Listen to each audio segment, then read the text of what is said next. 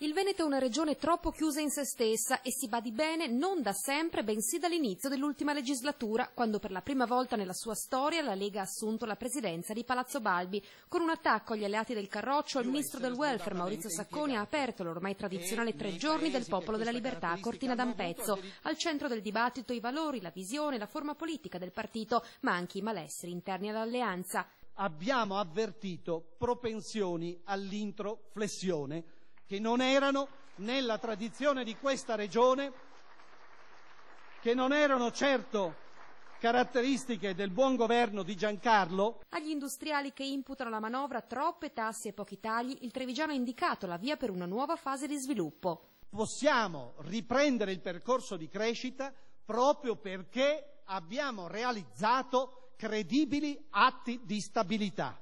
4 le linee di intervento: accelerazione sul fronte delle infrastrutture, sostegno all'internazionalizzazione delle imprese, rapida approvazione della delega sul federalismo fiscale, liberalizzazione dei servizi pubblici.